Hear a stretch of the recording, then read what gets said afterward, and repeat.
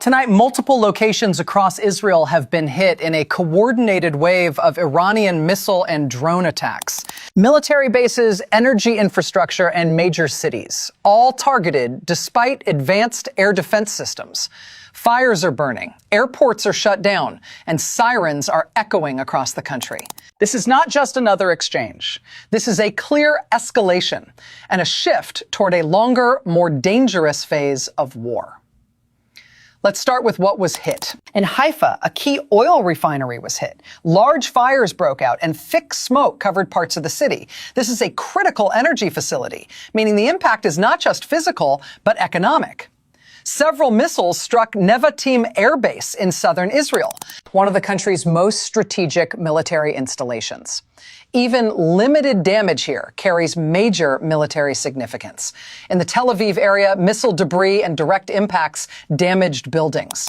Flights at Ben Gurion Airport were suspended, with reports of fire near airport infrastructure.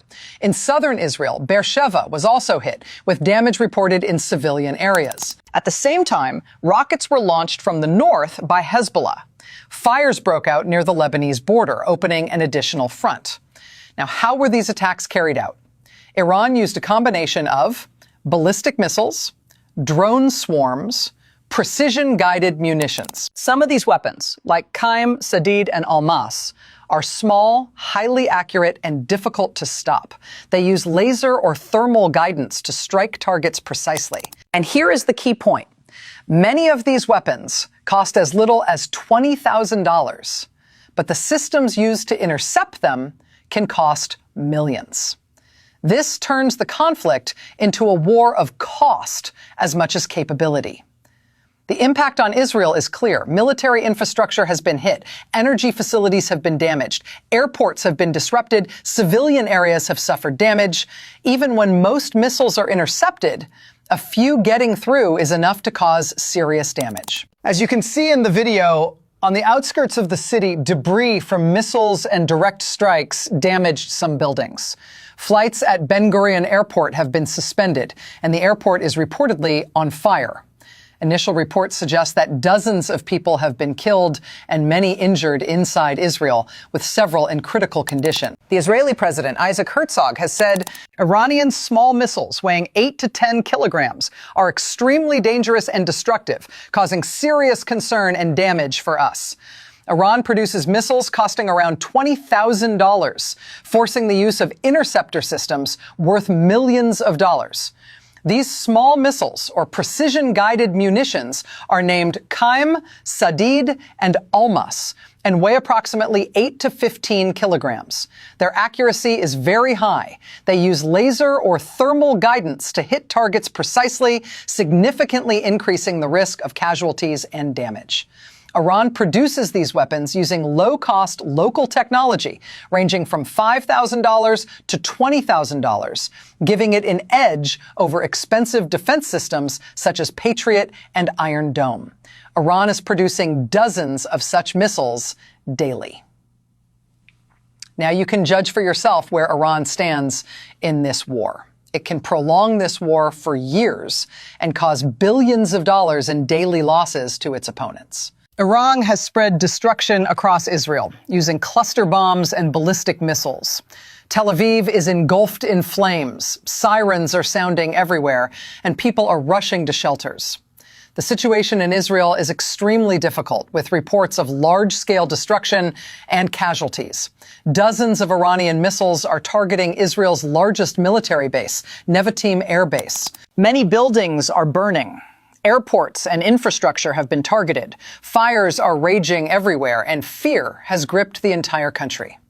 Cluster bombs and ballistic missiles dominate the sky. Flames are rising high. But while Iran has shown its ability to strike Israel across multiple locations, it has also suffered serious losses in this war. Israel has targeted and eliminated key Iranian figures, including senior security officials, intelligence leadership, and high-ranking commanders. These were not ordinary individuals. They were central to Iran's military planning and coordination. Their removal creates gaps in command structure and affects how quickly and effectively Iran can respond on the battlefield. At the same time, Iran's critical energy infrastructure has been targeted. Strikes on major gas facilities, including South Pars, have caused damage to production systems. This is not just physical damage. It directly impacts Iran's economy, reducing output, increasing repair time, and putting pressure on long-term energy stability. Israeli strikes have also focused on missile sites and defensive systems inside Iran. These are precision operations aimed at reducing Iran's ability to launch further attacks. Each strike is designed to weaken Iran's offensive and defensive capabilities at the same time. Iran has also suffered casualties, both among military personnel and civilians. While exact numbers remain unclear, the scale of loss is significant. These losses add internal pressure and increase the human cost of the conflict. So while Iran is capable of striking Israel with sustained missile attacks, it is also absorbing damage to its leadership, its infrastructure, and its military systems. Iran has shown it can hit. Israel has shown it can target precisely. What we are witnessing right now is not just another exchange between Iran and Israel. This is something much deeper, something more dangerous, and something that is slowly reshaping how modern wars are fought. Because for the first time in this conflict, we are seeing a clear shift from controlled retaliation to sustained pressure. And that changes everything. When missiles start landing, not just on military bases, but also near economic centers, energy infrastructure, and major cities, the objective is no longer symbolic. It becomes strategic. It becomes about creating pressure that builds over time. Pressure that affects not only the military, but the economy, the public, and the political system. Iran's recent actions show a very specific approach. This is not about one decisive strike. This is about repetition. It is about launching enough projectiles in enough locations to ensure that even the best defense systems cannot stop everything. And that's the key point here. No defense system in the world is designed to be perfect. Even the most advanced systems are built on probability, not certainty. They can intercept most threats, but not all. And when dozens of missiles, drones, and guided munitions are launched at the same time, the system begins to face pressure, not because it is weak, but because it is being tested at scale. And Iran seems to understand this very well. Instead of relying only on large, expensive missiles, it is using a mix of smaller, more affordable, and highly accurate systems. These weapons may not look as powerful individually, but when used in volume, they become extremely effective. This creates a new kind of battlefield dynamic. On one side, you have high-cost defensive systems, advanced, precise, but expensive. On the other side, you have lower-cost offensive systems, simpler, cheaper, but produced in larger numbers. And over time, this creates imbalance. Because even if most incoming threats are intercepted, the cost of doing so keeps rising. Every interception requires resources. Every launch drains capacity. And every successful hit, even if small, adds to the damage. So the question becomes, how long can this continue? Because this is no longer just about who has the better technology. It is about who can sustain the pressure longer. And this is where the nature of the conflict begins to shift. Israel's approach has been very different. Instead of focusing on volume, it has focused on precision, targeting key individuals, leadership structures, and strategic facilities. This is a classic high-value targeting strategy. The idea is simple. Instead of overwhelming the system, you weaken it from the top. You remove decision makers. You disrupt coordination. You create confusion within the structure. And in many ways, this approach is effective because removing experienced leadership is not something that can be quickly replaced. It takes time to rebuild that level of coordination and trust. It takes time to reorganize systems that were built around specific individuals. But here's the challenge. While precision strikes can weaken structure, they do not immediately stop incoming attacks. And that creates a situation where both strategies are working, but in different ways. Iran is applying continuous pressure from the outside.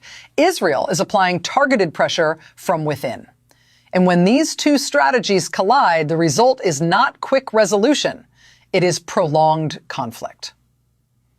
Another important factor here is geography. The strikes are not limited to one area. They are spread across multiple regions. Southern bases, northern borders, central cities, all experiencing some level of impact. This creates a sense of unpredictability, because when attacks can come from multiple directions at once, it becomes harder to concentrate defenses.